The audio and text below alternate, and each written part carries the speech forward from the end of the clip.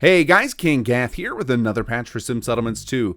This is patch 2.1.1, which I'm calling Gather Your Allies. And if you've seen that before, it is likely one of the objectives in the mod currently in Chapter 2. I am going to try and do this patch video with no spoilers if possible, or as few as possible. So if you guys haven't played through all of Chapter 2, be warned I may accidentally spoil something, but I don't think it'll be anything unexpected. So I am going to go through a few of the patch notes. I don't have anything to show you guys today because it's been all about bug fixes, but I do want to get you a few little bits of information for those of you who don't have the will to read through my exhaustive patch notes.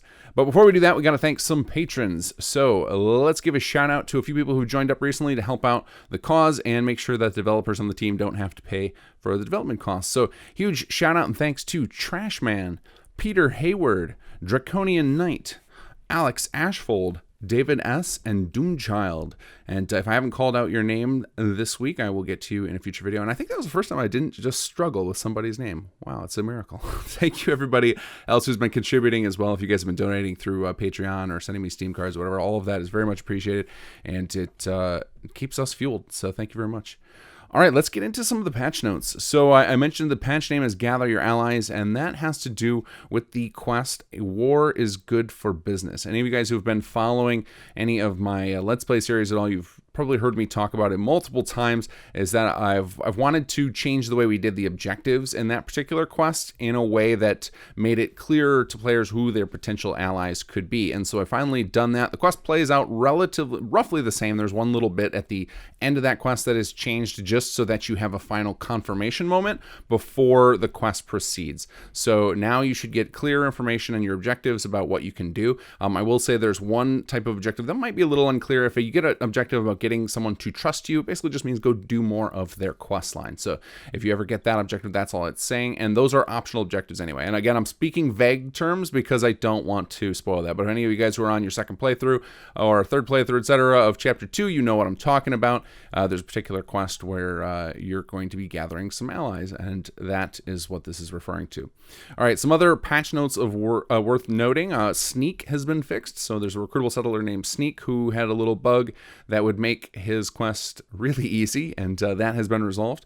Judge Bishop has been resolved. She should no longer go to the vanilla cell. She should now go to the correct cell. So those of you who've been wondering where she is and why she never showed up, that was a bug. It's been fixed.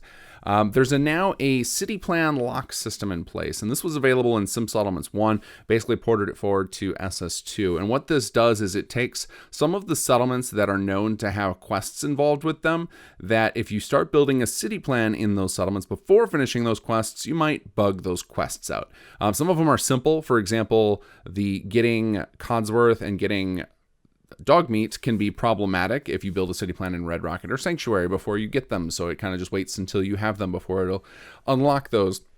Now, if you've already seen city plans before in your save, it'll start doing pop-ups telling you when you unlock them, so you know when those quests are unlocked. And if you try to apply a city plan to a settlement that has one of these locks, it will pop up and warn you, and you'll still be able to build a city plan. You just need to confirm it first. So basically, the lock is to prevent you from accidentally doing something you weren't aware of. So for example, if you go to the castle, you try and build a city plan before you've done the Minutemen quest line, it'll just warn you and say, are you sure you want to do this? So that basically Sim Settlements won't accidentally screw things up for you if you didn't know that that was going to happen, because not everybody has the long-term experience with Sim Settlements. So it should be a no big deal for most of you guys, but if you get that pop-up, know that it's new.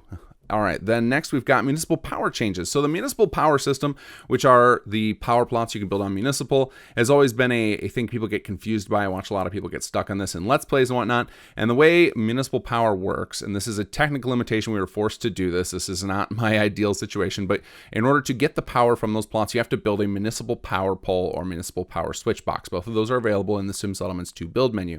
They look like normal power poles or power switch boxes, except they're orange to match the municipal plot color instead of the blue in the vanilla game. And basically all of the power that your settlement generates from plots is routed to that switch box or power pylon. Now you're only supposed to have one, but a lot of people don't catch on to that or they forget where it is. So now with this patch, if you build a new one or if you go activate a second one somewhere in your settlement, it will transfer all the power creation to that one. So that one then becomes your primary one. So if you lose track of where it is, don't worry about it. You can make a new one or just change that one to be your new municipal power pole. And the other one will just get converted into a generic power pole. So it'll still pass power along your grid, but it just won't have the source of your power. So if you've ever built a power building and highlighted it in workshop mode, wondered why it didn't have power, you may have missed the pop-up explaining the municipal power poles. Those are unfortunately a technical requirement. It's the only way that we can trigger a grid update through Papyrus. And again, I know this is technical jargon, but just know that in the ideal world, the plot would just generate the power, but that wasn't possible. So this power switch is our solution. And now those power switches at least have some potential to be a little more intuitive, or if you feel like they're broken, you now have some options to kind of unstick them. Either just build a new one or go activate outside of workshop mode. Just go click on it and it should update with the appropriate amount of power.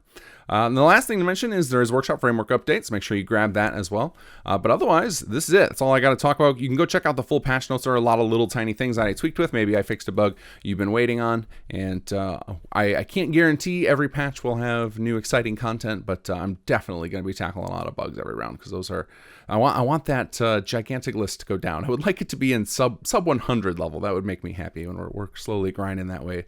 So we'll get there eventually. All right, now my favorite part of the video, giving away some merch. So if you have been following along my passionate videos, you know I like to give away merch at the end of the vid, and I think it's working much better for you guys to leave contact information for me. And then I can get a hold of the person, make sure the right person gets the prize, as opposed to hoping you guys actually get a YouTube notification, which is, it's a long shot in hell that happens. So if you would like a chance at some merch, whether it be a t-shirt or a notebook or coffee mug or whatever else we've got up on the store currently, all you got to do is leave a comment, and you're going to include a hashtag, but you got to include more than just a hashtag. If I get any comments with just that hashtag, I'll ignore them, but you can tell me a funny story about something happened to you with some settlements, something you love about it, something you hate about it, tell me a bug, anything just to make it interesting reading while I'm going around collecting all the comments who wanted to enter. And you're going to include this hashtag.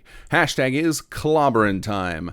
CLOBBERINTIME, and that is because that was one of the things my son was shouting this morning while we destroyed Lego towers we built, which was a lot of fun. So hashtag clobberin time, and also relevant because you'll be clobbering some gunners when you get back into that quest I mentioned.